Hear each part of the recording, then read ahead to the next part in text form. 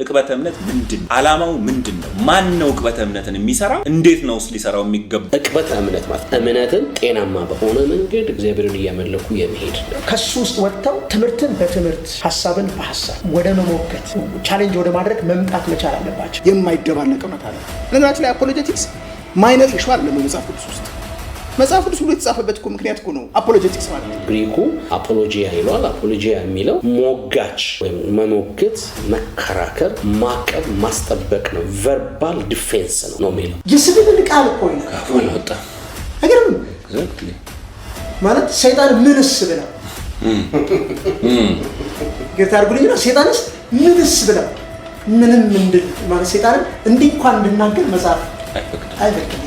እግዚአብሔር መልስ እየሰጠ ነው። ለምሳሌ ፈጣሪ ሞኖቴይስቲክ የሆነ አምላክ ካለ ሲባል ለፖሊቲስቲኩ ዓለም መልስ እየሰጠ ነው። እግዚአብሔር ሰብሚት ማድረግ ይችላል። ደብዳቤ ሰብሚት ማድረግ ይችላል። የተሳሳተበትን ነገር እንዲያነበው፣ እንዲያጠናው፣ እንዲመለስ። ሰላም ጤና ይስጥልኝ። ይህ በኪንግስ ጌት ዓለም አቀፍ ቤተክርስቲያን በሳምንት አንድ ጊዜ እየተዘጋጀ የሚቀርብላችሁ መጽሐፉ ምን ይላል የሚል ፖድካስት ፕሮግራም ነው። ሰላም ጤና ይስጥልን ውድ ተመልካቾቻችን። ይህ በሳምንት አንድ ጊዜ በኪንግስ ጌት ዓለም አቀፍ ቤተክርስቲያን እየተዘጋጀ የሚቀርብ መጽሐፉ ምን ይላል የሚል ፖድካስታችን ነው።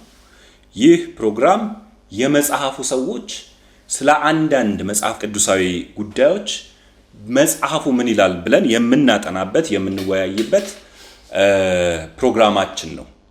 እንደምታስታውሱት ባለፉት ሳምንታት ስለ ጸጋ ስጦታዎች አውርተናል። የጸጋ ስጦታ አጠቃቀም እንዴት ሊሆን ይገባዋል ብለን ተነጋግረናል። እንዲሁም ደግሞ የጸጋ ስጦታ ቀውሶችን በሰፊው ዳሰናል። እርግጥ ነው ከቀውሶቹ እንደው ተለቅ ያሉትን አውጥተን ምንድናቸው እነዚህ ቀውሶች እንዴት ሊታረሙ ይገባል፣ እንደ መጽሐፍ ቅዱስ ናቸው ወይ የሚል ጥልቅ ሐሳብ በመጽሐፉ አንስተናል ማለት ነው። መጽሐፉ ምን ይላል? መጽሐፉ ምን ይላል? መጽሐፉ ምን ይላል? መጽሐፉ ምን ይላል?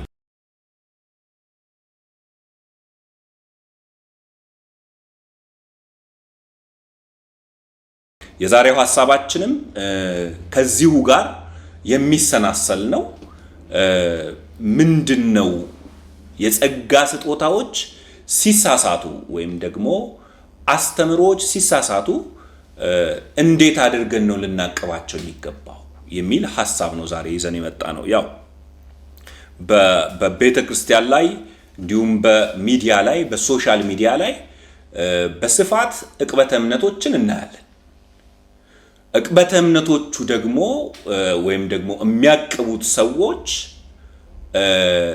ይህንን የዕቅበተ እምነት አገልግሎት ያላግባብ ሲጠቀሙት እናያለን፣ ወይም ደግሞ በማይገባው መልኩ ሲጠቀሙት እናያለን። ስለዚህ የዛሬውን ፕሮግራማችንን ርዕስ ዕቅበት የሚሻው ዕቅበተ እምነት ብለን የመጣ ነው ማለት ነው። ምክንያቱም ያላግባብ ማቀብም መታቀብ አለበት ማለት ነው።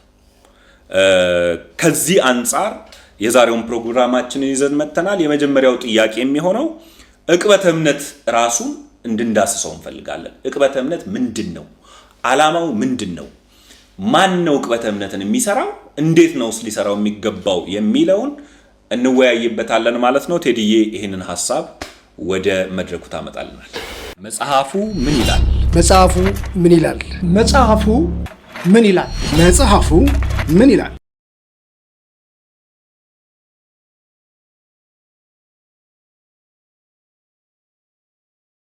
እሺ፣ አመሰግናለሁ።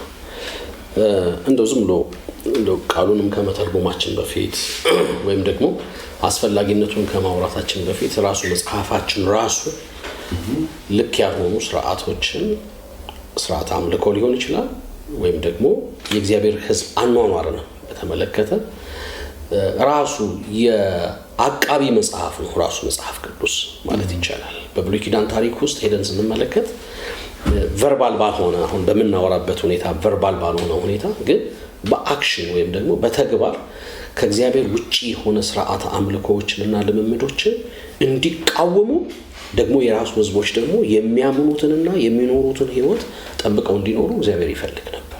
እግዚአብሔር ራሱ እምነትን እንዲጠብቁ በሰው ልብ ውስጥ ያስቀመጠ ራሱ ነው ማለት መለኮታዊ ትእዛዝ ጭምር ነው። አንዳንድ ጊዜ የስነ መለኮት ጉዳይ አይዘር ደግሞ የግሪክ ፍልስፍና ያመጣው አይነት አድርገን እናስብ እንችላለን፣ ግን አይደለም። በመሳፍንት መጽሐፍ ላይ አንድ ሰው ዝም ይሄንን ነገር እያሰቡ ትዝ ካለኝ ሰዎች አንዱ ጌዲዮን ነው። ጌዲዮን በሌላም ቀረጻ ላይ አንስቸው ነበር። ምንድነው የእግዚአብሔር መሰዊያዎች ፈርሰው የበዓል መሰዊያዎች በተሰሩ ጊዜና እግዚአብሔርን በማስቀናት ህዝቡ ለእግዚአብሔር መገዛት በተሳነው ሰዓት ቀን ማድረግ አቅቶት ይላል ሌሊት ሄዶ መሰዊያዎችን በሙሉ አፈረሰ ይላልና አባቱ ኢዮአስ መተው ልጅን አሳልፍ ስጠን ከጌዲዮን ውጪ ሊያደርግ የሚችል ሰው ማንም የለም አሉት ይላል። ከዛ ስለምን ትሟገታላችሁ? በዓል አምላክ ከሆነ ለራሱ አንሶ ነው እናንተ የመጣችሁት። ከዛ በኋላ ስም አውጡለት ከበዓል ጋር ተሟጋች ያሉት ማለት ነው። እና ሙግት የሚቀርብበት ዘመን አለ ማለት ከእግዚአብሔር ሥርዓት አምልኮ ህዝብ ሲወጣ ኤልያስ የሚያደርገው ከዚህ የተለየ አይደለም። ብሎ የሞገተበት የነገሥት መጽሐፍን ታሪክ የሚያሳየን ይሄንን ከእግዚአብሔር ውጪ የሆነ ነገር ሰው ሲለምድ ሲያይ እግዚአብሔር ሰዎችን ያስነሳል እና ራሱን ሊያስከብር ሰዎች ወደ እግዚአብሔር ሥርዓት እንዲመጡና እንዲለማመዱ ያደርጋል። ለዚህ ነው የአሕዛብ አማልክቶች የሚያደርጓቸውን ስርዓቶችን በሙሉ እንዲቃወሙ፣ ሌላ አማልክትን እንዳያመልኩ፣ ሌሎች ነገሮችንም ለምሳሌ መናፍስት መጥራትን ምናምን ሁሉ እንዲጠበቁ ማድረግ ማለት ነው። እቅበተ እምነት ማለት እምነትን ጤናማ በሆነ መንገድ እግዚአብሔርን እያመለኩ የመሄድ ነገር። ስለዚህ መጽሐፍ ቅዱሳችን ራሱ የእቅበት መጽሐፍ ነው ማለት በትክክል የእግዚአብሔር አስተምህሮ የእግዚአብሔር ሕይወቶች በሙሉ የሚጠበቁበት ሥርዓት ነው። በጣም በተቀናጀ ሁኔታ መጽሐፍ ካኖናይዝድ ከተደረገ በኋላ የነበረውን ሂደት ስንመለከት በጣም ሳይንስ ሆኖ ቀርቧል። አፖሎጄቲክስ ራሱ የጥናት አካል ሆኖ በጣም ተደራጅቶ ተሰርቷል። ግሪኩ አፖሎጂያ ይሏል። አፖሎጂያ የሚለው ሞጋች ወይም መሞገት፣ መከራከር፣ ማቀብ፣ ማስጠበቅ ነው። ቨርባል ዲፌንስ ነው የሚለው። ቨርባሊ ቻሌንጅ በማድረግ ዲፌንስ በማድረግ የሚደረግ ሂደቶች በሙሉ ዕቅበተ እምነት ብለን እንጠራቸዋለን። ስለዚህ ክርክሩ ምንድነው? አንድን እውነት ሰው ያስረዳል፣ ከዛ በኋላ ምላሽ ይሰጣል። ይሄን ሐዋርያት ሥራ ላይ ሄደን ተመልክተናል።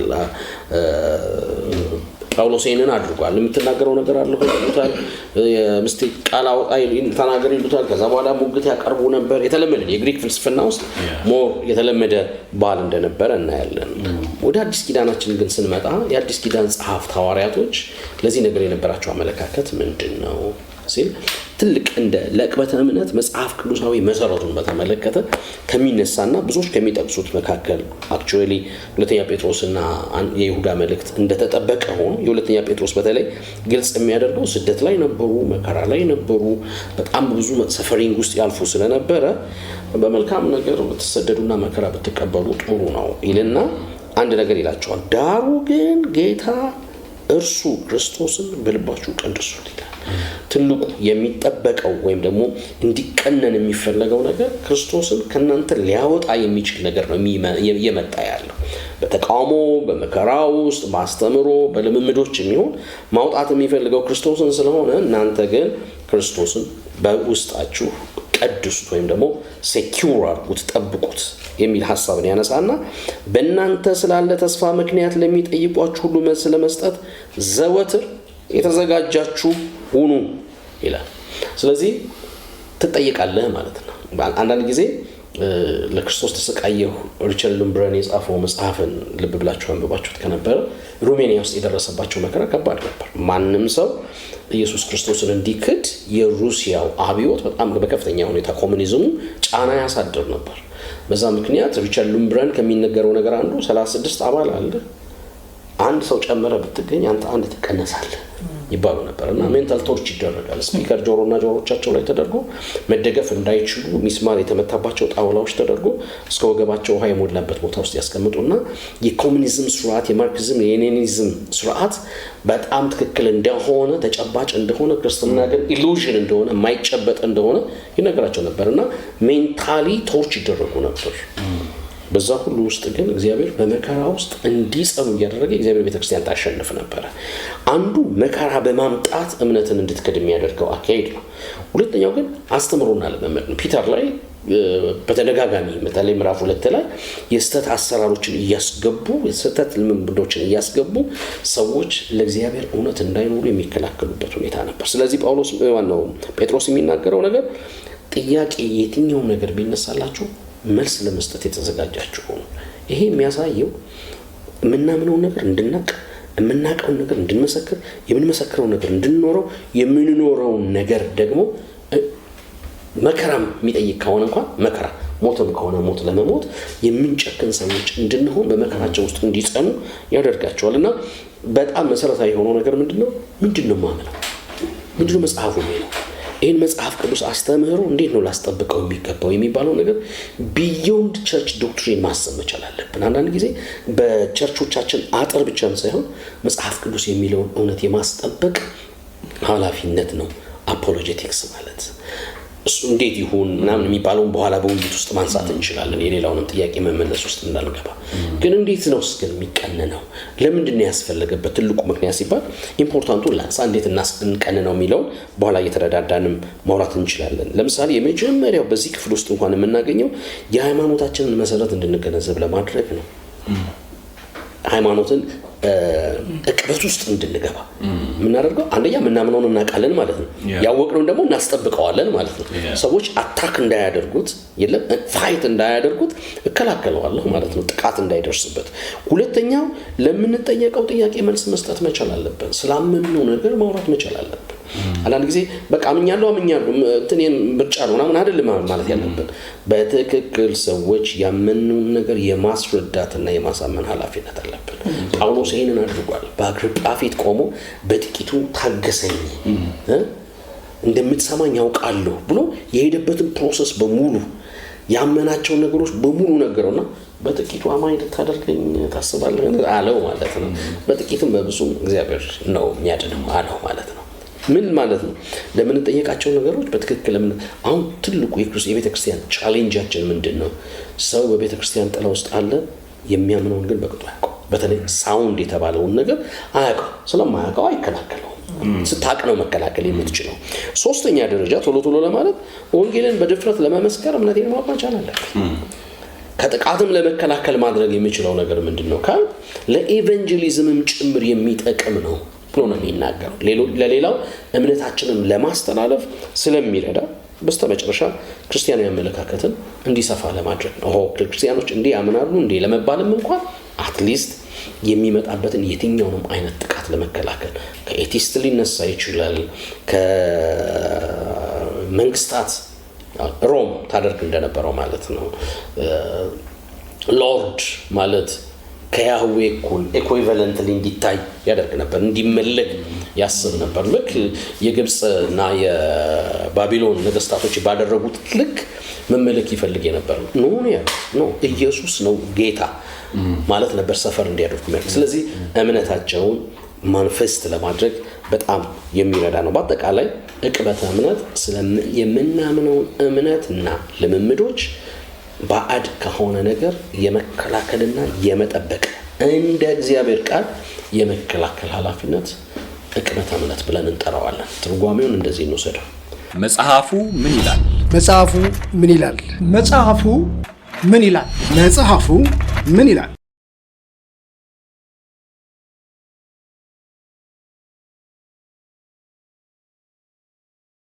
ቴንክ ዩ ቴዲ፣ በጣም ድንቅ ሐሳብ ነው ያቀረብክልን። እርግጥ ነው ዕቅበተ እምነት ማለት እምነትን ዲፌንድ ማድረግ ወይም ደግሞ መከላከል ነው። ጳውሎስም ከጻፋቸው ብዙ መጽሐፎች ውስጥ ብዙ ፐርሰንቱን እምነቱን የሚከላከልበት ከአደገኛ ትምህርቶች እንዲሁም ከአንዳንድ አሰራሮች የሚከላከልበት መጽሐፎቹ ናቸው። ኖርማሊ የአዲስ ኪዳን መጽሐፎች ብዙዎቹ የእምነትን መከላከል መጽሐፍ ናቸው። እንዳልከው እምነትን ለመከላከል ዋነኛው ነገር የእምነትን ዶክትሪን ማወቅ ነው። አንድ ሰው ለመከላከል የሚከላከለውን ነገር ማወቅ አለበት አትሊስት። ስለዚህ ሰዎች ዶክትሪናቸውን ጥንቅቅ አድርገው ይልቁንም የቤተ ክርስቲያን አስተማሪዎች ሆኑ ይልቁንም በየመድረኮቻችን ላይ ስለ መንፈሳዊ ነገር የሚያስተምሩንና ምክር የሚሰጡን ሰዎች ዶክትሪናሊ ሳውንድ መሆን አለባቸው የሚል ፊርም የሆነ ወይም ደግሞ ጠንካራ እምነት አለኝ። ይሄ ለምንድን ነው? ሰዎች እምነትን ለመከላከል የሚያምኑትን ማወቅ፣ አስተምሮን ለመከላከል የሚያስተምሩትን ወይም የመጽሐፉን ትክክለኛ አስተምሮ ማወቅ፣ አሰራርን ለመከላከል መጽሐፉን ማወቅ የግዴታቸው ነው። ስለዚህ በጣም በቆንጆ ሁኔታ ነው ያቀረብከው ቴዲዬ።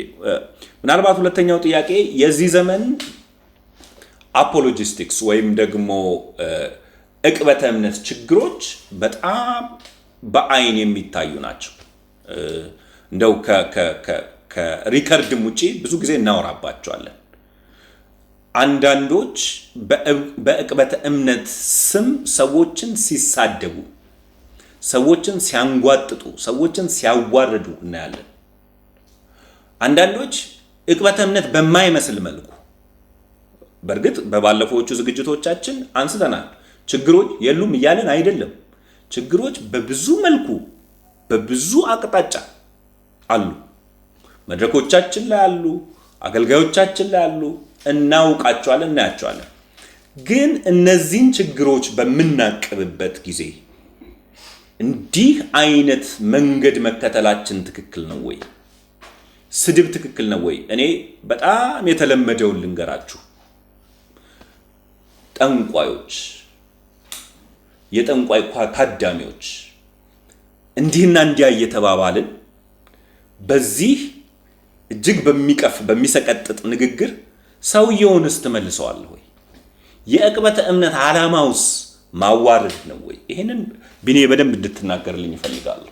መጽሐፉ ምን ይላል? መጽሐፉ ምን ይላል? መጽሐፉ ምን ይላል? መጽሐፉ ምን ይላል?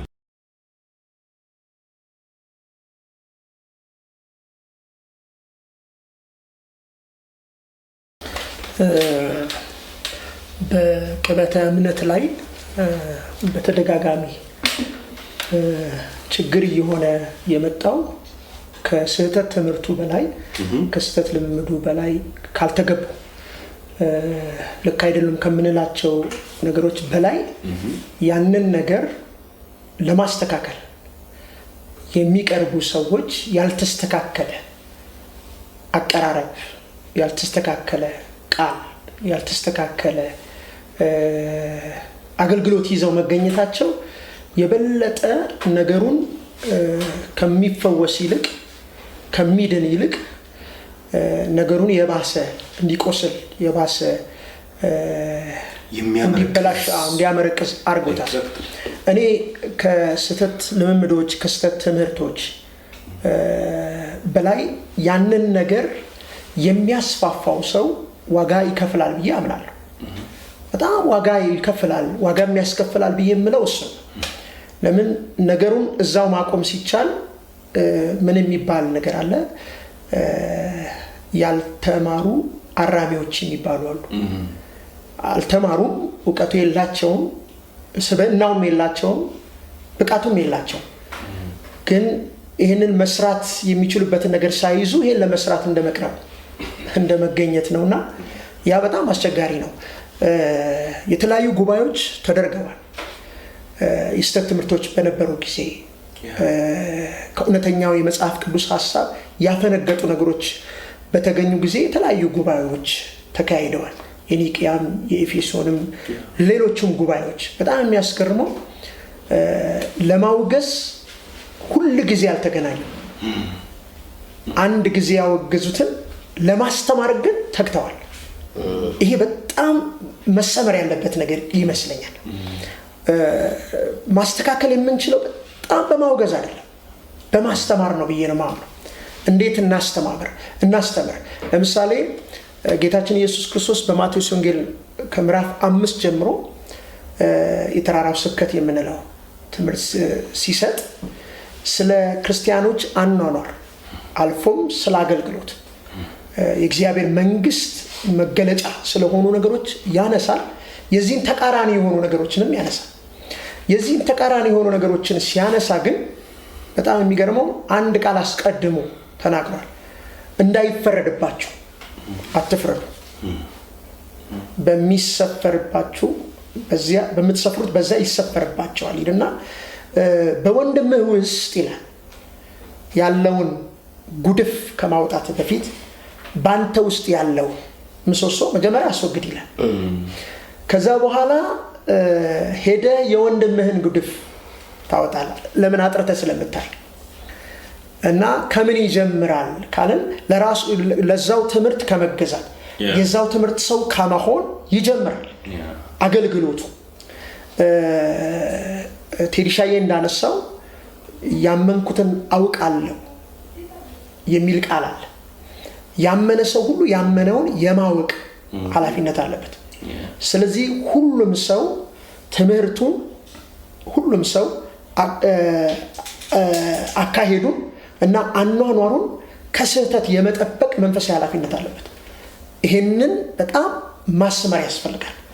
በምስባኮቻችንም በጉባኤዎቻችን እና በህብረቶቻችን የእግዚአብሔርን ቃል በምናስታጥቅበት በምናስተምርበት ቦታዎች ሁሉ ላይ ትልቅ ትኩረት መሰጠት ያለበት ሰው ሁሉ ከስህተት የሚድንበትን መንፈሳዊ እይታ እንዲያገኝ ማድረግ፣ መንፈሳዊ እውቀት እንዲያገኝ ማድረግ። የእግዚአብሔር ቃል እኮ ማለት ጤነኛ እውቀት ማለት ነው። የእግዚአብሔር ቃል ማለት ጤነኛ ትምህርት ማለት ነው። ስለዚህ ሰው ጤነኛ ነገር ካገኘ ጤነኛ ነው።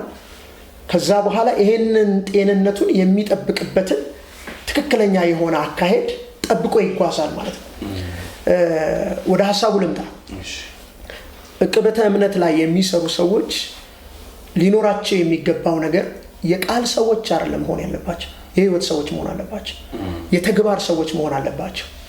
አለበለዚያ ለምሳሌ ከስተት ትምህርቶች አንጻር የተገለጡ እነዛን የሚገልጡ ነገሮች አሉ። ለምሳሌ እንክርዳድ ተብሏል፣ እርሾ ተብሏል፣ ንፋስ ተብሏል፣ ክፉ መንገድ ተብሏል፣ ሰፊ ደጅ ተብሏል፣ የገሃነም ደጅም ይላል። በነገራችን ላይ ከገሃነም ደጆች አንዱ ኃጢአት የገሃነም ደጅ ነው። የስህተት ትምህርትም የገሃነም ደጅ ነው። በሌላ አነጋገር ሰይጣን የሚሰራበት ማለት ነው። ለሰይጣን ስራ የተጋለጠ ለሰይጣን ሐሳብ የተጋለጠው ነገር ሁሉ ደጅ ብሎ ነው መጽሐፍ ቅዱስ የሚያቀርበው። ግን ወደ ሰዎቹ ልምጣ።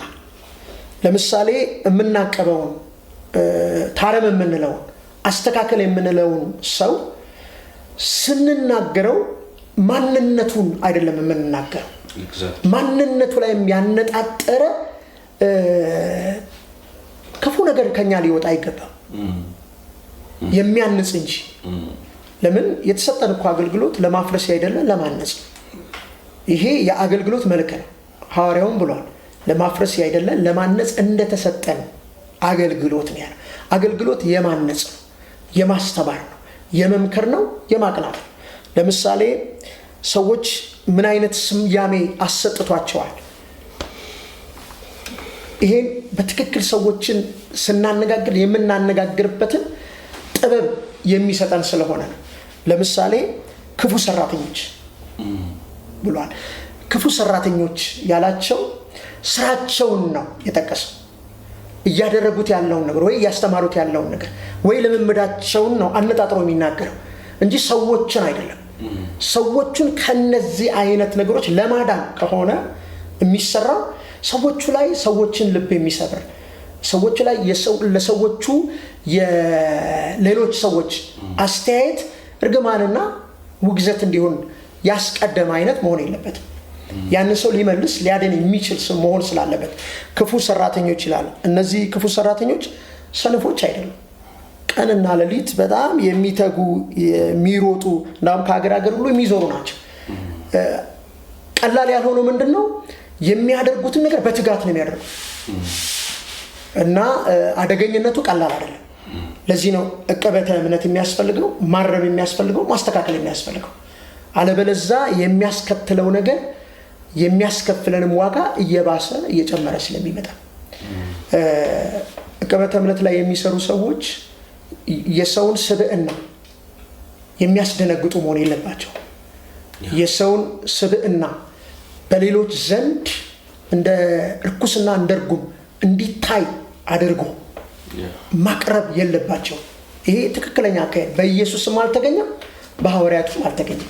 በነገራችን ላይ ሐዋርያት መልእክቶቻቸው አብዛኛው የስተትን ልምምድ የስተትን ትምህርት ለመከላከል የተጻፈ ነው።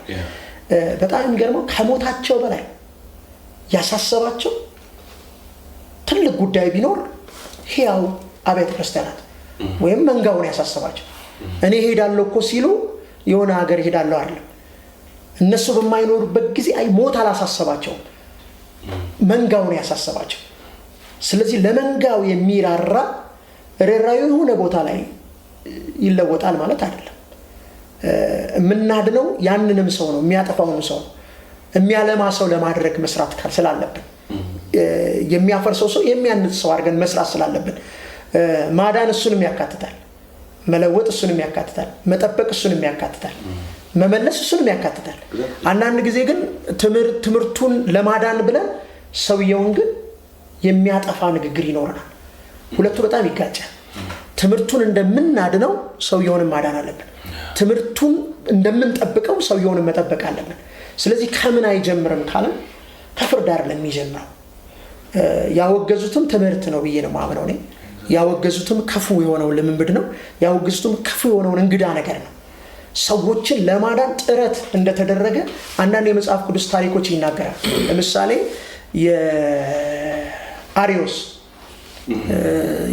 የአሪዮስን ትምህርት ሰውየውን በተመለከተ በጣም ጊዜ ሰጥተውት እንደነበረ አንዳንድ የመጽሐፍ ቅዱስ ማብራሪያዎች አይቻለሁ ወይም ትርጉሞች አይቻለሁ። እሱ ላይ እንትን ከማለታቸው በፊት እሱን ለማዳን ሙከራ አድርገዋል። ከዛ የሆነ ደረጃ ላይ ሲደርስ ከሱ መጠበቅ ስላለበት መንጋው ግን የሄዱት መንገድ ያስተምረኛል። አሁንም ሌሎቹም እንደዚህ የሚያርሙና የሚያስተካክሉ ሰዎች ሰው ላይ የሚያነጣጥሩትን ነገር በጣም ከሱ ውስጥ ወጥተው ትምህርትን በትምህርት ሐሳብን በሐሳብ ወደ መሞገት ቻሌንጅ ወደ ማድረግ መምጣት መቻል አለባቸው። ስለዚህ ምንድነው እሱ የሚቀድመው ብዬ አምናለሁ እኔ። ሰዎቹ ላይ ሳይሆን ልምምዶቻቸውና እንግዳ የሆኑ ስህተት የሆኑ ነገሮች ላይ ትኩረት መሰጠት መቻል አለበት። ከዛ መጀመር አለበት። ሁለት ነገሮች ልናገርና ልልቀቅ። የመጀመሪያው ቀደም አንስቻለሁኝ። በጌታ በኢየሱስ ክርስቶስም በሐዋርያትም አንደበት የቀደመው የቱ ነው? ትምህርታችን ይሁን። የቀደመው ምንድነው ካለን ሰውየውንም ማዳን የጨመረ ነው። ሰውየውንም መመለስ የጨመረ ነው። ሰውየውንም ከአደጋ ከውድቀት ከደረሰበት ከዛ ሊወድቅ ካለበት ገደል የመለሰ ነው። ሁለተኛ ትምህርት ላይ ነው መፍረድ ያለብን። ትምህርትን ነው መቃወም ያለብን። ስተቱና ያንን ልምምድ ነው መቃወም ያለብን፣ ሰውየውን አይደለም። አንዳንድ ጊዜ ያ ሰው በነገራችን ላይ አንድ ሰው አንድ አይደለም ይባላል። ያ ሰው ቤተሰብ አለው፣ ያ ሰው ልጆች አሉት፣ ያ ሰው ይብዛም ይነስም የሚሰማው ሰው አለ እና ከዚህ ሰው ጀርባ ያለውንም ሰው ማዳን የምንችለው በአንድ የምናላቀቀው ነገር አይደለም። እንደዛ ከሆነ ጥንቃቄ ይፈልጋል ማለት ነው። ውልቃት አይደል ኃይል አይፈልግም፣ ጥበብ ነው የሚፈልገው። ስብራት ከሆነ ኃይል አይፈልግም። ታውቃለህ፣ በጣም ጡንቻ ስላለ የወለቀውን እንትን አትመልሰው፣ ጥበብ ካለህ ነው የምትመልሰው። እና አገልግሎቱ ራሱ ጥበብ ይፈልጋል።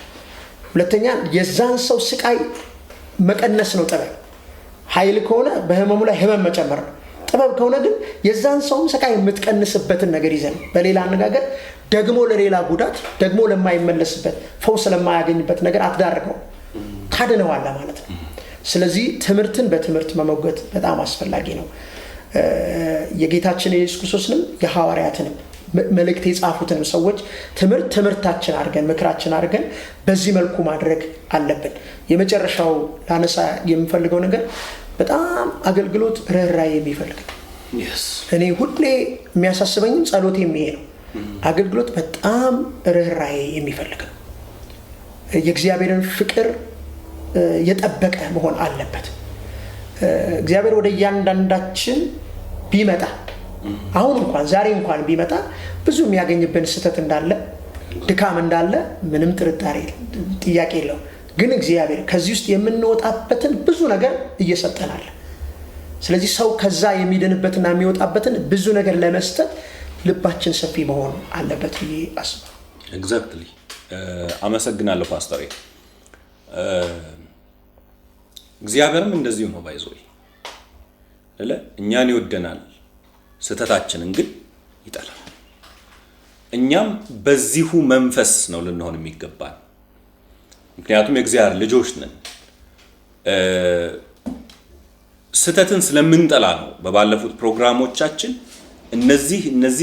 እነዚህ ስተቶች በቤተ ክርስቲያን ላይ ጉድፎች ናቸው፣ ንቀፋዎቻችን ናቸው፣ ሊወገዱ ይገባል ያልነው።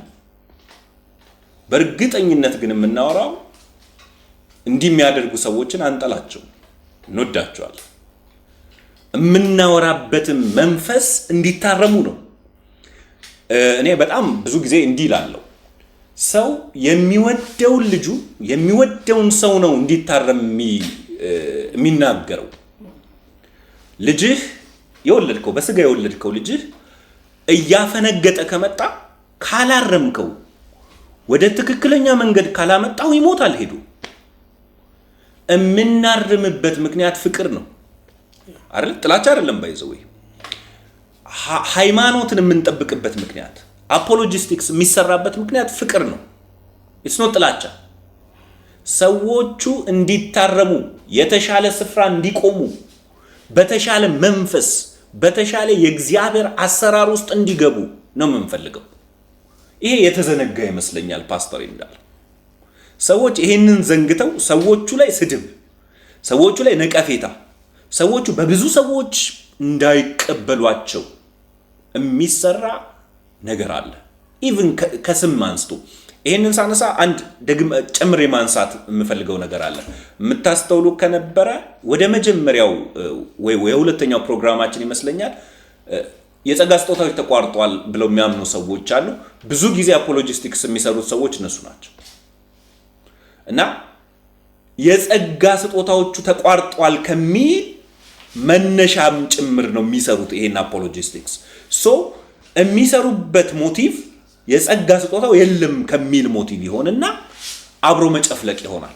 ነቢያት የምንላቸውን በደንብ በትንቢትም የሚያገለግሉ ሰዎችን መጨፍለቅ፣ ጠንቋይ ብሎ መሳደብ which is እንደ ክርስቲያን እንደው ጠንቋይን እንኳን ጠንቋይ ብለን አንሰድብ for that matter የሚጠነቁለውን እንኳን ወደ እግዚአብሔር መንግስት እንዲመጣ የእግዚአብሔርን ፍቅርና የእግዚአብሔርን ማንነት እነግረዋለን እንጂ ሄደህ ጠንቋይ ብትለው እኮ ጠንቋዩ ራሱ ደስ አይደለም።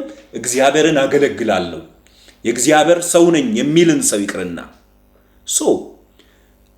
አገለግላለሁ ብለው እየተሳሳቱ ስለሆነ የኛም ወንድሞች ስለሆኑ ወደ ትክክለኛው መቆሚያቸው የሚመጡበትን መንገድ በፍቅር ማድረግ መቻል አለብን የሚል የጸና አቋም አለ።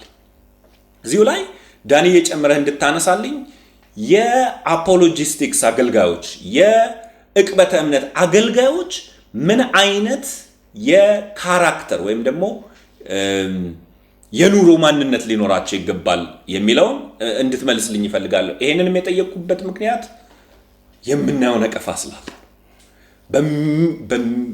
በሚያቅቡ ሰዎች ያለውን ነቀፋ በዚሁ አንድ ላይ አያይዘህ እንድትነግረኝ እንድታነሳልኝ ይፈልጋለሁ። መጽሐፉ ምን ይላል? መጽሐፉ ምን ይላል? መጽሐፉ ምን ይላል? መጽሐፉ ምን ይላል?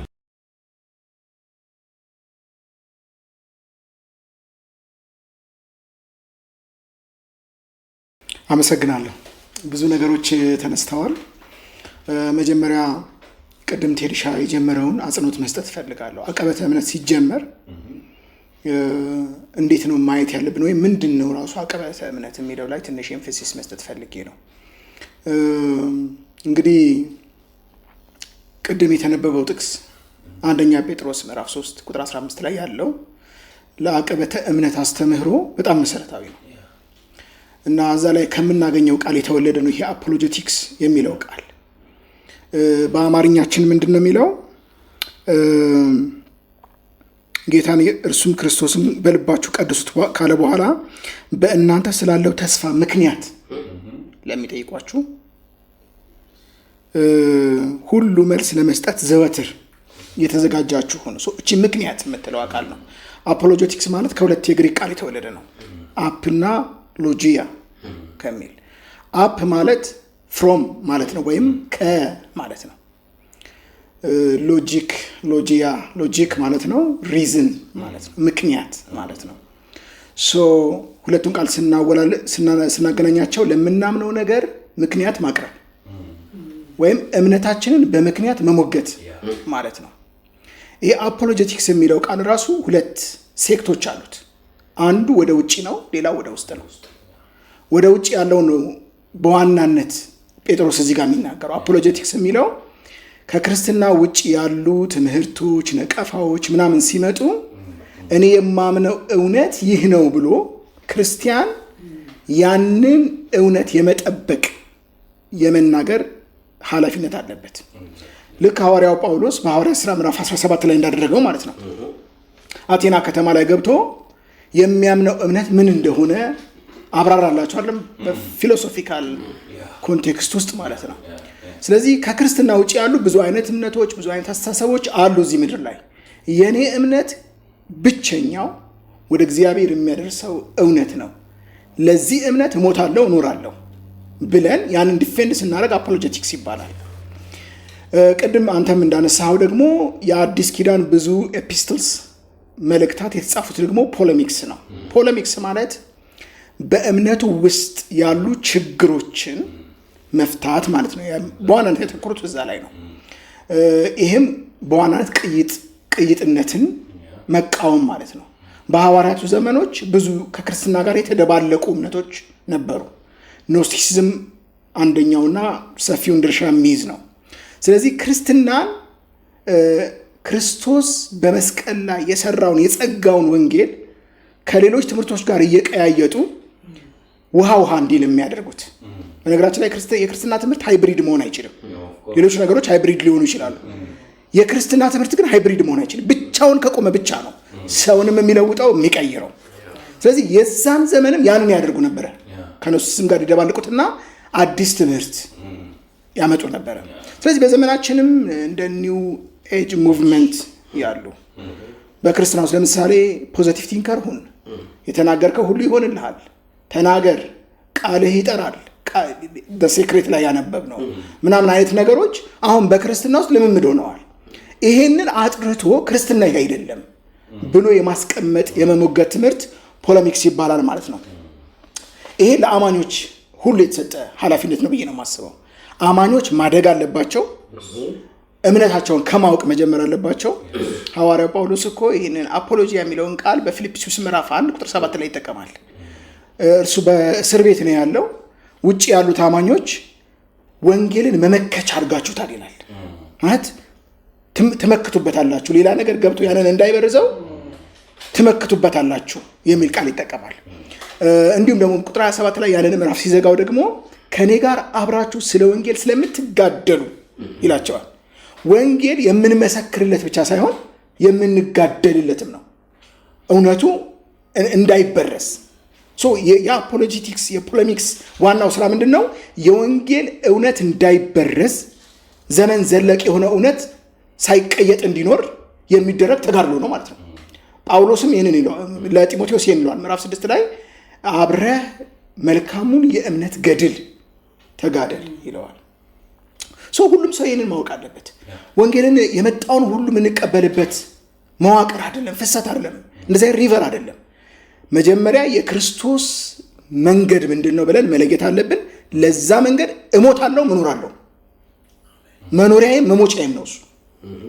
ኮምፕሮማይዝ የማይደረግ እውነት አለው መጽሐፍ ቅዱስ፣ የማይደባለቅ እውነት አለው። ነገራችን ላይ አፖሎጀቲክስ ማይነር ኢሹ አይደለም በመጽሐፍ ቅዱስ ውስጥ። መጽሐፍ ቅዱስ ሁሉ የተጻፈበት እኮ ምክንያት እኮ ነው አፖሎጀቲክስ ማለት ነው። እግዚአብሔር መልስ እየሰጠ ነው። ለምሳሌ ፈጣሪ ሞኖቴይስቲክ የሆነ አምላክ ካለ ሲባል ለፖሊቴይስቲኩ ዓለም መልስ እየሰጠ ነው እግዚአብሔር። ለአኒሚስቲኩ ወርልድ መልስ እየሰጠ ነው እግዚአብሔር። መጽሐፍ ቅዱስ በሙሉ ለምሳሌ የኢዮብ መጽሐፍ እንኳን ለአብነት ብናነሳ ሰው በመከራ ውስጥ አለፈ ማለት እግዚአብሔር ትቶታል ማለት አይደለም የሚለውን እውነት ዲፌንድ የሚያደርግ ነው፣ ማሳያ ነው። ያ መጽሐፍ የተጻፈበት ዓላማ እሱ ነው። ስለዚህ መጽሐፍ ቅዱስ ሁሉ የአፖሎጀቲክስ ሴንስ አለው፣ ኤሌመንት አለው ማለት ነው። ስለዚህ ትንሽ ኢሹ እንዳነሳን ማሰብ የለብንም ማለት ነው። ነገር ግን ስናቀብ እንዴት እናቀብ አለው። ዋናው ጥያቄ እሱ። ቅድም ያነበብነው እኔም ቴዲሻም ያነበብነው ቃል የመዝጊያውን ቁጥር በሱ ነው የሚዘጋው። ምንድን ነው የሚለው ጴጥሮስ? በልባችሁ ቀድሱት ካለ በኋላ በእናንተ ስላለው ተስፋ ምክንያት ለሚጠይቋችሁ ሁሉ መልስ ለመስጠት ዘወትር የተዘጋጃችሁ ነው ይልና፣ ነገር ግን ይላል በየዋህነትና በፍርሃት አድርጉት ይላል። ጨዋነት ያክልበታል ማሰሪያው። ኢየሱስ ክርስቶስ ከእግዚአብሔር ይዞ ለመጣው እውነት የኖረም የሞተም ጌታ ነው። እኛ ፍለጋውን እንድንከተል የተጠራን ሰዎች ነን። እንዴት ነው? እዛ እኮ ምዕራፍ 2 ላይ እኮ ፍለጋውን እንድንከተል ይላል አይደል? እርሱ ከዛ ሲሰድቡት መልሶ አልተሳደበም። ከዛ በዛቻ አልመለሰም። ቆይ እመጣልሃለሁ አላለም። ትንሣኤ የሚባል ቀን አለ፣ ፍርድ የሚባል ቀን አለ አላላቸው። በጽድቅ ለሚፈርደው ራሱን አሳልፎ ሰጠ። እኔ ፍለጋውን ነው የምከተለው የኢየሱስን። እምነትን እንዴት ነው ዲፌንድ ያደረገው? በፍቅር ነው፣ በትዕግስት ነው፣ በየዋህነት ነው፣ በጨዋነት ነው። መጨረሻ ላይ ማስመር የምፈልገው ነገር ጢሞቴዎስ መጽሐፍ ላይ የምናገኘው አንድ ቃል አለ። የእግዚአብሔር ትምህርትና ስሙ እንዳይሰደብ የሚል በተደጋጋሚ ነው የምናገኘው። ምዕራፍ 3 ላይ እናገኘዋለን። ከመሪዎች ጋር በተገናኘ የእግዚአብሔር ስምና ትምህርቱ እንዳይሰደብ መሪ እንዲሆን የምትመርጡት ሰው አዲስ አይሁን ይላቸዋል። ከዛ ደግሞ ይቀጥልና ደግሞ ሴቶች የማያሙ ይሁኑ፣ ቆነጃጅቶች አግብተው ባሎቻቸው በልጅነታቸው ወይም በወጣትነታቸው የሞተባቸውን የእግዚአብሔር ስምና ትምህርቱ እንዳይሰደብ ማግባት ከፈለጉ ያግቡ፣ የሚያሙ የሆኑ የክርስቶስ ስምና ትምህርቱ አይሰደብ ይላቸዋል። ከዛ መጨረሻ ላይ ደግሞ ምዕራፍ 6 ቁጥር 1 ላይ የቤት ሰራተኞች የሆኑ ለአለቆቻቸው ሲታዘዙ የእግዚአብሔር ስምና ትምህርቱ እንዳይሰደብ ይላል። ይሄ የቤተሰብ ኢሹ ነው ማለት ነው። አንድ አፖሎጀቲክስ ወጥቶ ተሳዳቢ ቢሆን ይመለከተኛል። የእግዚአብሔር ስምና ትምህርቱ ይሰደባል። የእግዚአብሔር ስምና ትምህርቱ እንዳይሰደብ ነው በጨዋነት የምኖረው። አባቴ እንዳይሰደብ፣ ቤተሰቡ እንዳይሰደብ፣ ትምህርቱ እንዳይሰደብ የማደርገው ነገር ሁሉ በአግባብ በስርዓት የእግዚአብሔርን ቤት የማያሰድብ እንዲሆን አስቤ ላደርግ እንደሚገባኝ መጽሐፍ ይናገራል። ስለዚህ አፖሎጀቲክስ የሚሰሩ ሰዎች አንደኛ እምነታቸውን በቅጡ ያወቁ መሆን አለባቸው። ሁለተኛ ክርስቶስን በልባችሁ ቀድሱት ብሎ ነው አይደል ጴጥሮስ የሚጀምረው። ይሄ ማለት ጌታ ያደረገውን ለማድረግ ጌታ በሄደበት ጎዳና ለመራመድ ራሱን የሰጠ ሰው ማለት ነው። ኢየሱስ ጌታዬ ነው እያል በተቃራኒ አቅጣጫ መሄድ ከሆነ እኮ የኢየሱስን ጌትነት እየተቃረንኩ ነው። እሱን ማድረግ አለብኝ። ከዛስ እውነቱን እንኳን ስገልጥ በፍጹም ፍቅር፣ ትህትናና የዋህነት የታጀለ መሆን እንዳለበት መጽሐፉ ያዛል። ይሄን አልካነሳው ይበቃኛል። በጣም ነው የምናመሰግነው ፓስተር። ሌላው እንደ መጨረሻ ሐሳብ ማንሳት የምፈልገው ብዙ ጊዜ ፓስተር ይመክረኛል እና አንድ ጊዜ መከረኝን ሐሳብ ላንሳው። ዕቅበተ እምነት ስንሰራ እንደሚለወጡም እያሰብን እንስራ። ምን ማለቴ ነው? አንዳንድ የተሳሳተ ትምህርት፣ የተሳሳተ አካሄድ ያላቸው ሰዎች እናውቃለን። ግልጽ ነው። በጊዜ ሂደት እየተለወጡ የመጡ ሰዎችም እናውቃለን። እንደምታውቁ እርግጠኛ ነኝ። እግዚአብሔርም በመለወጥ ሂደት ላይ ነው። ያቆመ እግዚአብሔር የለንም አይደለ? ስለ ድነትም ስናወራ የመጀመሪያው ፕሮግራማችንን የምታስታውሱ ከሆነ ስለ ቀጣይነት ያለው ድነት ወይም ስለ ማደግ ስናወራ ሰዎች እንደተወለዱ አይደሉም። ከተወለዱበት ቀን ይልቅ ዛሬ ተለውጠዋል ወይም ደግሞ የተሻለ ሆነዋል። አፖሎጂስቲክስን ስንሰራ ሰዎች ሊለወጡ ይችላሉ። የመለወጣቸውን ተስፋ ይዘን መስራት ደግሞ በጣም ወሳኝ ነው ብዬ አምናለሁ። እዚህ ላይ ቴዲ አንድ ሐሳብ ጨምርልንና ወደሚቀጥለው እንሂድ። መጽሐፉ ምን ይላል? መጽሐፉ ምን ይላል? መጽሐፉ ምን ይላል? መጽሐፉ ምን ይላል?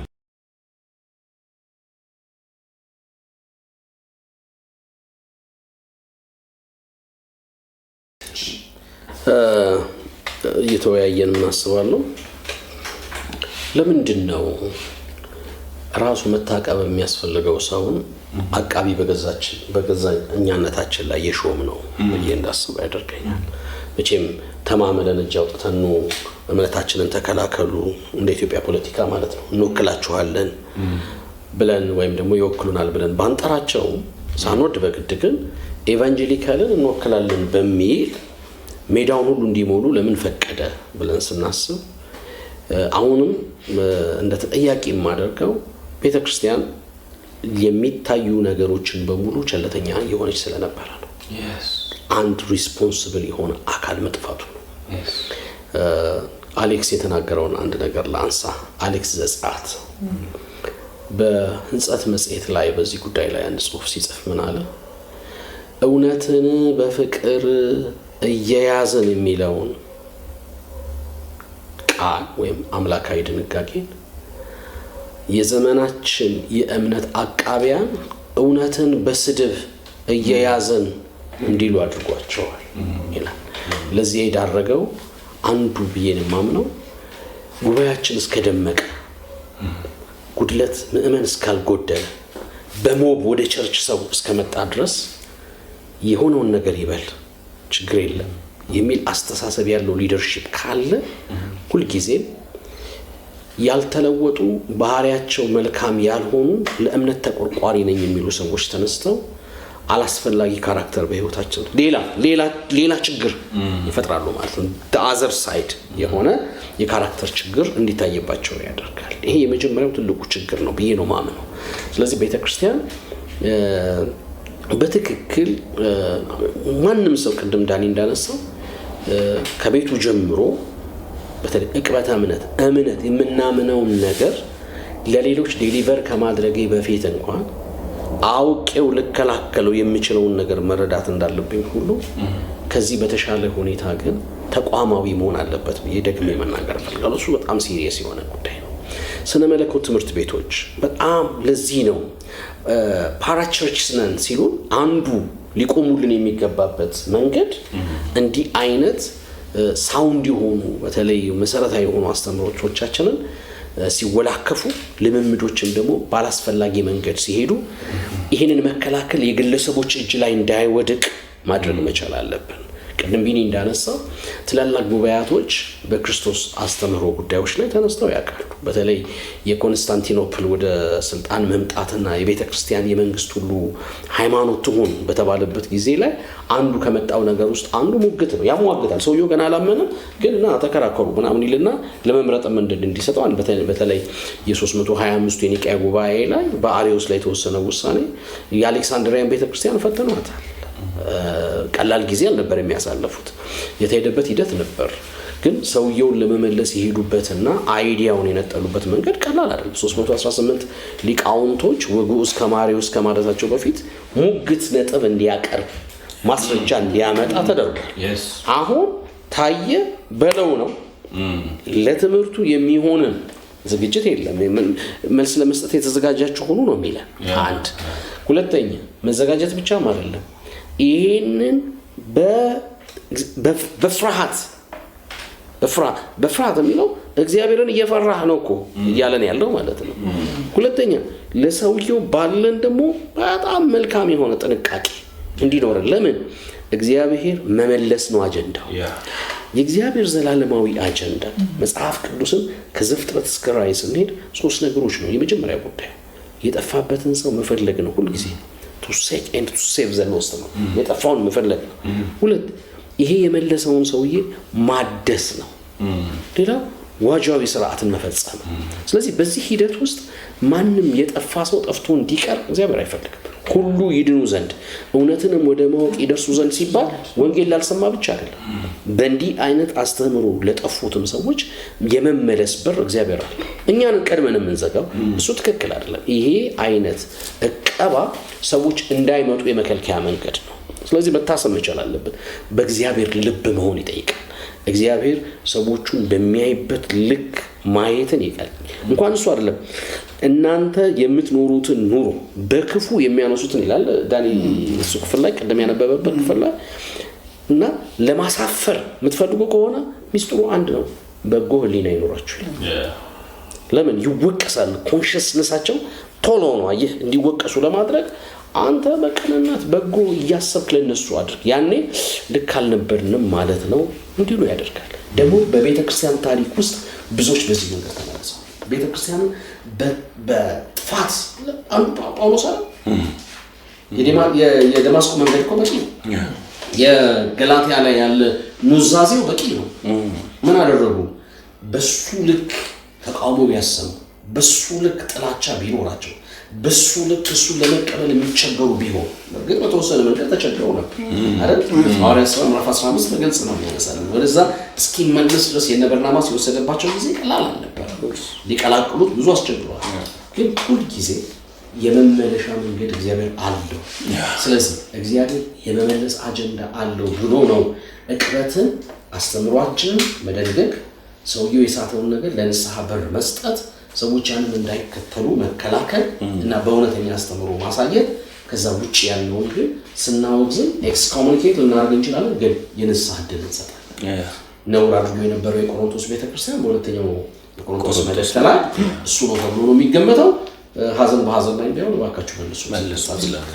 ስለዚህ እንዲህ አይነት ስፔስ እንዳለ መታሰብ መቻል አለበት እና ይህንን ቤተክርስቲያን አበክራ ልታስብ ይገባታል። ግን ትልቁ ፕሮብለማችን እራሱ ሳውንድ ዶክትሪናዎቻችን ከመድረኮቻችን ሸሽተው። ለዚህ ነው ህዝባችንን የደህንነት ቀን ካስተማርነው ውጭ ክርስቶሎጂ አውተናነቅ። ደህንነት እስኪጠመቅ ድረስ ነው ስላሴን ያወራ፣ እስኪጠመቅ ድረስ ነው ስክሪፕቸርን ያወራ፣ እስኪጠመቅ ድረስ ነው ነገረ ድነትን ያወራ። ከተጠመቀስ በኋላ አከተም ሰውየው እስኪያረጅ ድረስ መድረኮቻችን ለዚህ ክፍት አይደሉም። እንዲታጠቁት እንዲይዙት የመጀመሪያ ቤተክርስቲያን በጣም ጠንካራ ነው። ፌዝ ስቴትመንት መስርታለናል። የአትናቴዎስ የእምነት መግለጫ የምንለው እኮ ያነሳን እኮ አሌክሳንድሪያ ላይ የተመሰረተ እኮ አስተሳሰብ ነው።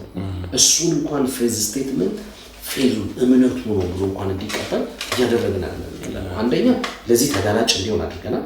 ሁለተኛ ስርዓት ባለውና ኦርጋናይዝድ በሆነ መንገድ የሚከላከል እምነትን የሚጠብቅ ተቋም የለንም። ሶስተኛ ግን ትምህርት ቤቶች ግን እንደ ትልቅ ነገር ተቋማት ላይ ተማሪዎችን ማስተማር ብቻ ነው ሳይሆን ቤተክርስቲያንን መርዳት ያለባቸው በእንዲህ አይነት የስተት ትምህርቶች ሲነሱ። አሁን እኛ ቅድም ፖለሚክስ ያላቸው ውስጥ ያሉ ፕሮብሌሞች በአብዛኛው ጎልቶ ሲታዩ ነው የተነሳን ያለ ነው። ግን የከበበን ብዙ ነገር እስልምናው ቀላል ነው ወይ? ሄደን ወንጌል እንናገራለን አንናገርም። ጆቫው ቀላል ነው ሄደን እንናገራለን አንናገርም። እውነት ለመናገር ለምን? እኛም እርግጠኞች ስላልሆንን ማለት ነው። ፍርሃት ስላለ እንወሰዳለን ስለሚል ዱቄት ውሃ ልትቀዳ ሄድ አትመለስም ስለሚባል ከፍርሃት የተነሳ አንሄድም። ግን ኤቫንጀሊዝም ፓርት ነው አንዱ ራሱ እና ይህንን ነገር እኔ ሚዲያም ከቨሬጅ ቢኖርም በተለይ ተቋማት የቤተክርስቲያናትም ሆኑ ሌሎችም ተቋማት ሚዲያ ይዘው ሁልጊዜ የሚነሱ ነገሮችን በሙሉ ለውይይት የሚያቀርቡ መድረኮች ለትምህርት ክፍት እንዲሆኑ ቤተክርስቲያንም ለዚህ አዌርነስ ልትፈጥር ይገባል ብዬ ነው ማሰብ። በጣም ነው የማመሰግነው ቴዲ። መጨረሻ ላይ ያነሳኸው ነገር በጣም የሁልጊዜ ቅናቴ ነው። ኖርማሊ በግለሰብ ደረጃ የሚደረጉ ዕቅበተ እምነቶች ያን ያክል ውጤታማ ናቸው የሚል እምነት የለኝም እኔ። ጥሩ ናቸው፣ ለመጠቆም ጥሩ ናቸው። ሰውየው ተሳሳተ የምንለው ሰው እንዲያጠና ለማድረግ ጥሩ ናቸው። ግን እኔ ዕቅበተ እምነት ብሰራ ኤክስኮሚኒኬት ማድረግ አልችልም። ተሳስተሃል ብለው አልተሳሳትኩም ብሎ መቆም ይችላል ሰውየው ኢቭን ኢፍ እውነቱ እኔ ጋርም ቢሆን እንኳን። ስለዚህ ተቋማዊ የሆነ በዚህ ደረጃ የሚሰራ በቴዎሎጂካል ዘርፍ የሚሰራ ዕቅበተ እምነት ላይ የሚሰራ ስፔሻሊ ለተሳሳቱ ትምህርቶች ባለፈውም ሳምንት ላነሳናቸው ለተሳሳቱ አሰራሮች ቀውስ ለምንላቸው ነገሮች በእርግጥ መልስ የሚሰጥ ዌብሳይት ያለው ምናልባት ደግሞ ቴሌቪዥንም ያለው ተቋም ያስፈልገናል የሚል በጣም የጸና እምነት አለ። እርግጥ ነው ሶሻል ሚዲያ ላይ ያሉ ሰዎች መጠቆም ሊሆን ይችላል ስራቸው። ምክንያቱም ሁሉንም አንድ ተቋሙ ሊሰማው ስለማይችል የተጠቆሙትን ነገሮች ግን ስፔሻሊ ዶክትሪናል የሆኑትን ነገሮች አንስቶ ይሄ ነገር ከወንጌል እምነት አንጻር እንዲህ ነው ሊል ይገባዋል። ያለበለዚያ በጣም ብዙ ሰዎች ኢንኮንፊውዥን ናቸው። ምክንያት አንድ አስተማሪ መጥቶ ይሄ ስህተት ነው ይላል። ከዛ ደግሞ ያለው አይ ስህተት አይደለም ይላል። በወንጌል አስተምሮ ስህተት ቢሆንም እንኳን አንድ ተቃዋሚ መግለጫ እስካልተሰጠ ድረስ የምንስማማበት ላይ ሆነ ማለት ነው። ብቻውን አይደለም። ይሄ ብቻ አይደለም ደግሞ የወንጌል አማኞች አትሊስት አንድ የሚያደርጋቸው በጣም ብዙ ዶክትሪን አለ። ዲቴል ዶክትሪን አንግባ። በጣም ዲቴሉ ላይ ስንገባ ልንለያይ እንችል ይሆናል። ግን አንድ የሚያደርገን ግን ዶክትሪን አለ። ነገረ ድህነት፣ ነገረ ክርስቶስ፣ ነገረ ሥላሴ፣ ነገረ እግዚአብሔር፣ እነዚህ ታላላቅ የሆኑ ዶክትሪኖቻችን ላይ ነገረ ፍጻሜ፣ ታላላቅ የሆኑ ዶክትሪኖቻችን ላይ በብዙ ቤተ እምነቶች ላይ አንድ አይነት ነገር አለ፣ ግልጽ የሆነ። ስለዚህ በእነዚህ ደረጃ ደግሞ መሰራት አለበት። የኔ እምነት በተቋም ደረጃ ይሄ ነገር ሊያዝ ይገባዋል። ሶሻል ሚዲያ ላይ ያሉ ሰዎች ጠቋሚ ሊሆኑ ይችላሉ። መጠቆም፣ ማሳየት፣ የተሳሳቱ ትምህርቶችን እያወጡ የገለጡ ማሳየት ሊሆን ይችላል ስራቸው። ብያኔ በመስጠት ደረጃ ግን እኔ ብያኔ ልሰጥ አልችልም። ኢቭን ትምህርቱ ስህተት መሆኑን እያወቁ እየተገነዘብኩ ይሄ ነው ብዬ መበየን አልችልም። ሌላው በግለሰብ ደረጃ ማነጋገር አንችልም ማለት አይደለ? እንደምታውቁት አንድ የተሳሳተ አስተማሪ፣ አንድ የተሳሳተ አገልጋይ ቢኖር በግለሰብ ደረጃ ሄጄ እኔ ይሄ ትምህርት ተሳስቷል ላናግርህ ልለው አልችልም። ተቋም ግን ይችላል። ሰብሚት ማድረግ ይችላል። ደብዳቤ ሰብሚት ማድረግ ይችላል። የተሳሳተበትን ነገር እንዲያነበው፣ እንዲያጠናው፣ እንዲመለስ በዚህ ደረጃ መሰራት አለበት የሚል የጸና አቋም አለኝ። እንደ ቤተ እምነት እንደ ወንጌል አማኝ በዚህ ደረጃ መሰራት አለበት። ስህተቶች ሰብሚት መደረግ አለባቸው። ይሄ ተሳስቷል ብለን በጽሁፍ ደረጃ የተሳሳቱት ሰዎች እንዲታረሙ፣ እንዲያጠኑ፣ እንዲመለሱ የሚያደርግ ደግሞ ካልተመለሱ ኤክስኮሚኒኬት ማድረግ እንዲቻል። ምክንያቱም አንዳንድ ስህተቶች፣ አንዳንድ ግድፈቶች እንዲሁ ዝም ብለን የምናያቸው እንዳልሆኑ እኔ በትልቁ እገነዘባለሁ። ትልልቅ ዶክትሪናል ኢሹዎች ናቸው። ትልልቅ ናቸው። የተሳሳተ ትንቢት ነው ከማለት አልፎ ሐሰተኛ ነብይ ነው የሚያስብሉ አንዳንድ ነገሮች አሉ። የተሳሳተ አስተማሪ ነው ከማለት አልፎ ስህተት አስተማሪ ነው ለማለት የሚያስችሉ ግራውንዶች፣ ነጠብጣቦች የሚታዩበት ሁኔታ አለ። ዋነኛው ዓላማችን መመለስ ነው። መመለስ ካልቻለን ግን በጣም የሚከተሏቸው በጣም ብዙ ሰዎች ደግሞ ስላሉ እነሱን መመለስ እንዳለብን ይሰማኛል። ምናልባት በዚህ ሐሳብ ላይ የሚጨምር ሰው ካለ ይጨምርና እንትን እንላለን። ፓስተር ቢኒ ከዛ ዳንኤል ትቀጥላለህ። መጽሐፉ ምን ይላል? መጽሐፉ ምን ይላል? መጽሐፉ ምን ይላል? መጽሐፉ ምን ይላል?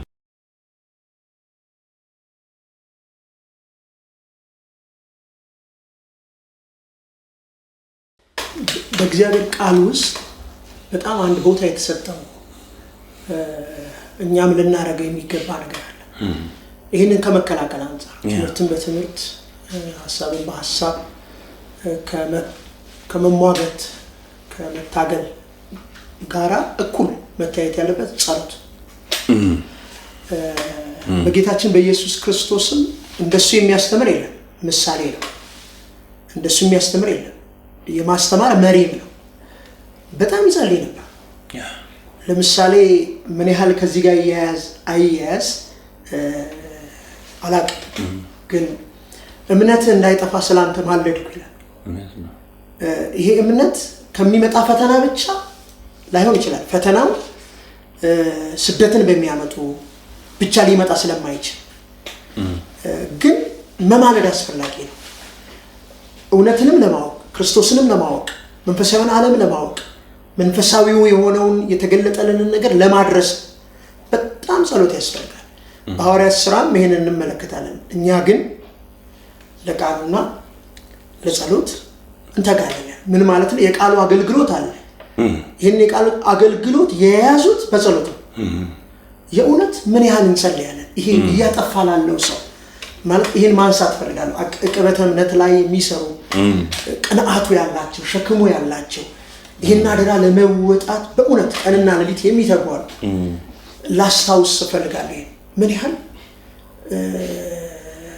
ይጸልያሉ። ንግግሬ ከልቤ ቅንነት ነው።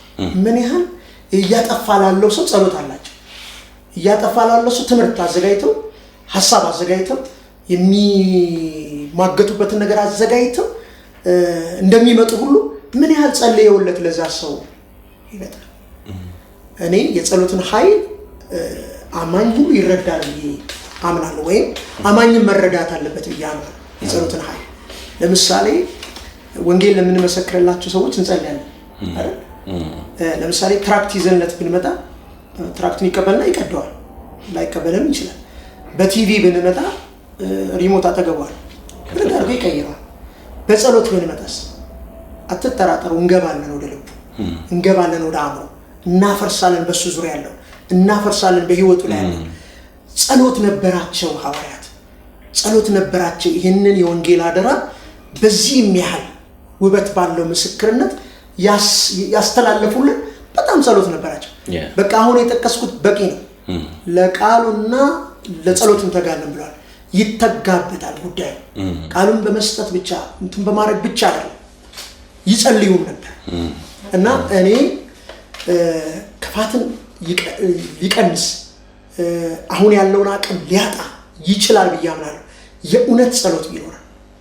እሺ ክርስቶስን እንዲያውቁት በቅዱሳን ዘንድ በብርሃን የምንካፈለውን ርስት እንድናውቅ ከሁሉ የሚበልጠውን የኃይሉን ታላቅነት እንድናውቅ አይደል? ምን አደርጋለሁ ነው ያለው? ጥበብና እጸልያለሁ እኮ ነው ያለው። በነገራችን ላይ ትምህርቱን የሚሰጠው ሰው ይጸልያል። ይህን ሁሉ የቃል እውነት የገለጠ ሰው ይጸልያል። ኢየሱስን እዚህ ቦታ ላይ ካገኘነው፣ ሐዋርያቱን ወይም መልእክት የጻፉትን እዚህ ቦታ ላይ ካገኘናቸው እኛም እዚህ ቦታ ላይ ስለመገኘታችን ለማስፈር ፈልጌ እርግጠኛ መሆን አለብን። የእውነት አሁን ወደ አእምሯችን የሚመጡ እንኳን ይሄ ቅንነት፣ ፍቅር፣ ትህትና፣ እኛ ራሱ ትህትና እንዲኖረን መጸለይ አለብን። እኛ ራሱ ቅንነት እንዲኖረን ቴሪሻ ቀደም እንዳነሳው እግዚአብሔርን መፍራት ራሱ እንዲኖረን። እኛ ለምን እንሳደባለን? ስለማንፈራ ነው እንዴ? በሙሴ ስጋ በጣም ይገርመኛል። ይፈል በሙሴ ስጋ በተከራከረው ጊዜ የስድብን ቃል እኮ ይላል አይገርምም? ማለት ሰይጣን ምንስ ብለው ይገርታርጉልኝና ሰይጣንስ ምንስ ብለው ምንም እንድል ማለት ሰይጣንን እንዲህ እንኳን እንድናገር መጽሐፍ አይፈቅድልኝም እንዴ? ሰይጣን እኮ አይደለም አሁን የምንሰድበው፣ መልኩና ምሳሌ ሆኖ ጠፍቶበት የሚፈልገው ቅድም እንደተባለ ሊያድሰው የሚፈልገው ልጅ ሊያደርገው መቅደስ ሊያደርገው የሚፈልገው ነው። የእውነት ይሄ ነገር ከልብ ማሰብ አለበት። የእግዚአብሔርን ትምህርት ይዞ የእግዚአብሔርን ቃል ይዞ የቆመ ሰው የእውነት ማሰብ አለበት። ይጸልያል ወይ? እንጸልያለን ወይ? በዚህ ፖድካስት አገልግሎት ላይ ራሳችንን ስናመጣ ስለ ጸሎት እያወራን ነበር። ከዚህ ከቀረጻዎች ምናምን በፊት በጣም እኮ አስፈላጊ ስለሆነ ይሄ ቃል እንዲሰማ፣ ሰው እንዲሰማው፣ እንዲለወጥበት የእውነት መጸለይ አለብን እና ጌታችንም ይህንን ያደርግ ነበር፣ ይጸልይ ነበር። እንደው አሁንም ልናገር፣ ባይጸልይ አያደርግም፣ ባይጸልይ እንደው አያስተምርም፣ ባይጸልይ እንደው አይፈውስም ብለን እንኳን ብናነሳ እንዲህ አይነት ነገር ውስጥ አላስገባው ሐሳቡን። ግን ይፈውሳል ነው ማለት ነው፣ ያድናል ነው ማለት ነው፣ ይገልጣል የእግዚአብሔር ነገር ነው ማለት ነው። በሰውነቱ ያደረገው ነገር ለኛ ምሳሌ ነው ማለት ነው። ቅድም ፍለጋውን ትቶልናል ካለ በዚህ ዱካ ሄደዋሉ ማለት ነው። ጸሎት ይሰመርበት። የእውነት መጸለይ መቻል አለብን። የክፋት ስራ፣ የክፋት ነገር እንዲከለከል፣ የስተት ትምህርቶች፣ የስተት ልምምዶች፣ የተለያዩ እንደዚህ አይነት ነገሮች ሁሉ መከልከል መቻል። አንድ ነገር ላንሳና ልጨርስ። አንድ ጊዜ አንድ ሰው በአንድ ትምህርት ስም መጠቀስ ስለሌለበት በጣም በክርስቶስ አምላክነትና ሰውነት ላይ የመጣ ትምህርት ነው እና ጊዜው የሚዲያ እንደዚህ ቲክቶክ ምናምን አልነበረ፣ የመጽሔት ነበር እና ሁሉም ሰው ለዛ ሰው ትምህርት መልሶት መስጠት ጀመሩ። አንድ ሰው ግን እንደው ለመንደርደርን ሄዶ ለማግኘትም እንዲጠቅም የጸጋ ቃል ሕይወቱ ማስተር አማረ አንድ ጽሑፍ ጻፈ እና ሲጽፍለት ለዚህ ሰው ማንም በተናገረበት መንገድ አለ። ለምንድን ነው ይሄን ያልኩት? ያ ሰው ሲመልስ እንዲህ ብሎ ስለመለሰ ነው። በዚህ ስህተት በዚህ አስተምሮ በጣም ይነሳበት የነበረው በጣም ይጮክበት ነበር እና ምን አለ? ይሄንን ነገር እሱ ሲጽፍለት ይሄንን ነገር ቢያየው፣ ይሄንን ነገር ቢፈትሸው፣ እስቲ ይሄንን እግዚአብሔር ቃል በእንደዚህ መልኩ ቢረዳ ምናምን እያለ ነው የጻፈለት። ወንድማችን ብሎ ነው የሚጽፈው። ቢያየው ምናልባት ይሄንን ነገር ከዚህ እግዚአብሔር ቃል ጋር እንትን ቢለው እያለ ነው የጻፈው። ሲመልስ መልስ ምቶች አሉ ስቲል አሁንም አላር በመጽሔትም ነበር እና ሲመልስለት ምን አለ ፓስተር አማረ የጸጋ ቃሎት የጣፈው ነገር ብዙ ነገር እንዳያርጎኛል አለ። ለመጀመሪያ ጊዜ የመልስ ምቶች አሉ መጽሔቱም ያው እንደ ቲክቶኩ ያን ጊዜ ገበያ ይፈልግ ስለነበር እንዲህ አይነት ቶሎ ይዞ ነበር የሚወጣው። ለመጀመሪያ ጊዜ ሳይ በነገራችን ላይ ቤት ያለ ራሱ መጽሔቱም እና ለመጀመሪያ ጊዜ ይሄ ሰው ያለኝን ነገር ብሎ ሊሰማው ቻለ። እንዲሰማው ያደረገው ግን አቀራረቡ የሚገርመው እሱ ያነሳውን ሌሎችም አንስተዋል፣ እሱ ያቀረበውን ሌሎችም አቀረበዋል። ግን ያቀረቡበት መንገድ ያንን ሰው በጣም ስሜታዊ፣ በጣም ቁጡ፣ በጣም ለመልስ ያዘጋጀ ስለነበረ ይሄኛው ግን በትህትና እንዲፈትሽ በእግዚአብሔር ቃል ራሱ እንዲህ ጥፋቱን እያሳየ አደጋውን እያሳየ በጣም በእርጋታ ስላወራው ለመመለስ በጣም እድል ሰጠ። ይመለስ አይመለስ እንትን ባለንም ግን ምላሹ ጥሩ ነበር እና ጸሎት ግን ይሰመርበት። ይሄ የምናቀበውን የምናስተካክለው ይመለስ የምንለውን ሰው ይዘነው እንጸልያለን ወይ በዛም ጸሎት የእውነት ከልባችን እንዲድን ከፈለግን እንጸልያለን። እኔ ለልጆቼ በነገራችን ላይ እንጸልያለን። ልጆቼ ቤት ሳገኛቸው ናቸው ከኔ ጋር ይኸው አሁን እዚህ ነኝ። ከማን ጋር እንደሆኑ የት እንደሆኑ አላውቅም። እዚህም እዛ ያለ እግዚአብሔር ስላለ ለእግዚአብሔር ቶሎ ብዬ ልጆቼን አቀርባለሁ። ልክ እንደዛው ለልጆቼ እንደምጸልይ እንዲህ ላሉ ሰዎች መጸለይ አለብን። ምናልባት እግዚአብሔር ይህንን ነገር ይቀይራል። ዳኒ መጽሐፉ ምን ይላል? መጽሐፉ ምን ይላል? መጽሐፉ ምን ይላል? መጽሐፉ ምን ይላል?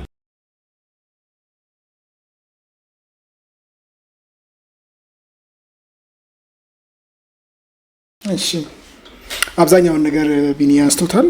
እንዲያው የፈለኩት ነገር ምንድነው ለማዳንና ለመመለስ ባለ ልብ መከወን አለበት የሚለው ነው።